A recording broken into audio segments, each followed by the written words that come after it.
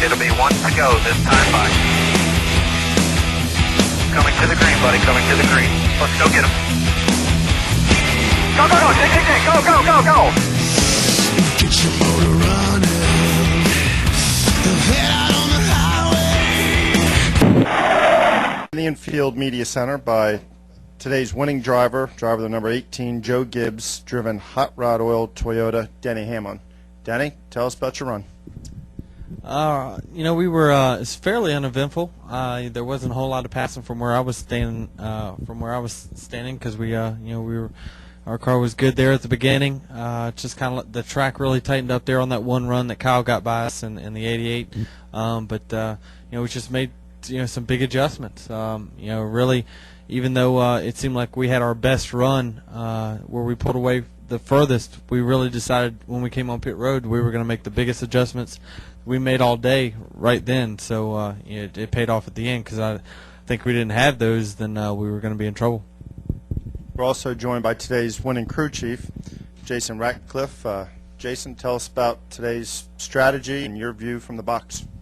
Well, the track was obviously green from all the rain, so we knew it was going to change quite a bit from the start of the race. And started off good, so we didn't make many adjustments, like Denny said early in the race, but weren't where we needed to be. We knew we had one last shot at it there at the end, and the track was still changing because it was just taking more and more rubber. So we weren't doing enough to keep up with it. So we had to go, maybe 50% more than what we had been all day, and it was good enough to get us here. We'll now open it up to questions from the media. Please state your name and affiliation. Let us know if you got questions. Go with Bob first.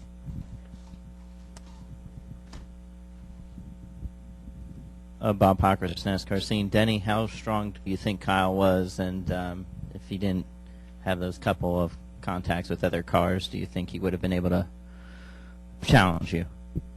His car looked strong there at the beginning for sure. I was surprised he didn't make up as much ground as he did once he got in the pack. But it's just these cars are just aero sensitive, and the cars tomorrow are even worse when it comes to that.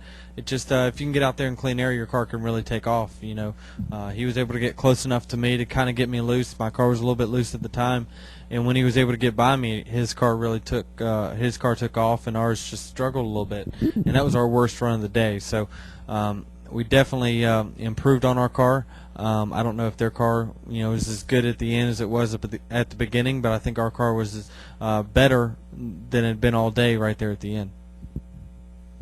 Going here in the middle. Mike Lewis from the State News. Denny, this is 2 in a row in Dover. Is this a place you're becoming more comfortable with now? It's been a good track. At the first few times I came here, I just ran terrible here. It was the track I liked the least amount, but of course we've run a lot better since then, and it's just become a real racy racetrack. It's a track where you can move around and adjust on your car basically with the line that you take. So there's not a lot of racetracks out there like that where the driver can make up a little bit of difference if his car's not exactly working right, and this is one of the tracks you can do that. So it's a great racetrack when it comes to being able to race and make up positions and make up time if you're behind. We'll go upstairs for a question. Yes, Reed Spencer with Sporting News. Denny, would you please assess Joey Logano's performance today, and how many side bets did you win on him finishing in the top 7? I won 2. One from Kyle, one from Michael Waltrip. I said he'd win. He ended up in the top 7, and I was looking at the scoreboard last few laps. I was hoping he was going to hang on. So he's really done just a great job. I wish we would have got to race a little bit. Of course, him being further up versus us being further back, but to kind of see. I've recorded the race to try to kind of get a feel for where he was at, and I'd like to see how well he did it. By the finish, it looked like he did great. He had a battle back, it looked like, from a pit road incident. Coming in Victor Lane, he told me he messed up, and he feels he's really taking it hard on himself that he did mess up on pit road, but that's just part of it. I mean, this is a lot different in the series that he's raced in before. There's probably only been 5-6 cars, pitting with him at the same time. Where here, you got so many competitive race cars. Pit road can get pretty jammed. It's probably one of the first times he's had to deal with that. So, but his on-track performance looked good. He was able to make up positions at the beginning and the end. So, it's a good sign. And how much did you win? 200. Got a question here in the back.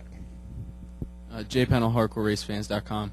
On a weekend where so much attention is placed on Joey Logano and his debut, does that free you up any to just go out there and run your own race and kind of take the spotlight off of you, or is it just another race?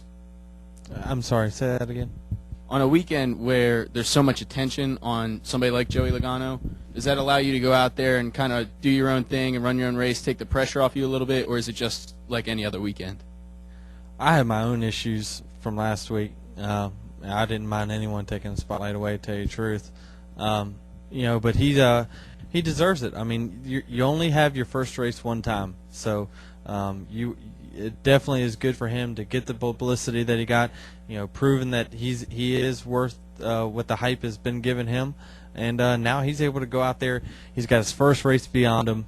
Now he can go out there and just work on being more competitive next week than he was the previous week. So I think it's just going to be a matter of time for that 20 teams back on victory lane with the fourth driver. Back over to Bob. For both Denny and Jason, when you're in the 18 now, does your role, what you do over the weekend in the Nationwide Series, change with Logano in the 20 as opposed to if it was Tony or Kyle? I mean, do you have to take up more of a mentoring role? Do you have to kind of take more of a lead role as far as what you're trying to figure out on the track on a certain weekend? Well, you definitely feel like you want to be the person that he can turn to and not be afraid to turn to for some advice. I definitely was in his shoes at one time and needed some, he's way beyond. First of all, he's way beyond where I was when I first came into this sport when it comes to experience and talent level. I came basically right out of late models where we're running 90 miles an hour. He's raced some Busch East races and what have you. So his experience level is a lot different. But, you want to open up yourself to him for the questions that he's going to have. And he had more questions than actually I thought he was going to have leading into this race. So, just the little things that it takes to be competitive in these races, he may not know. So he definitely asked me a few questions. I feel like I was a help to him, and that's just a role that you feel like you like to have. You like to have someone looking up to you and kind of having someone that you can guide along and show the right and wrong way to do things. Any further questions? Oh, I'm sorry, Jason, for you, same question. All right, let me see if I can remember the question.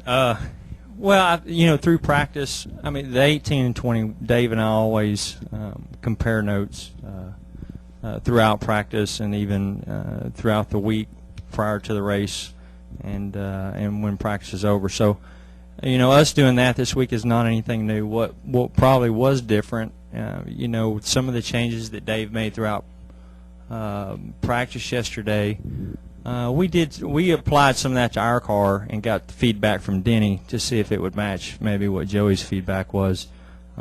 Just because Denny had been here so many times and had a good feel for the racetrack, maybe Joey didn't know exactly where he needed to be for the race. But for the most part, like Denny said, he did a really great job, very talented, and I would bet on the guy to win Nashville next week. Follow-up, Bob. Jason, you were working with Brad at the Pocono test, so did somebody else kind of set this car up in the shop over the week, or was it already done before you went to Pocono? No, we've had quite a few weeks off. So this car's it's been ready for 2 weeks, really.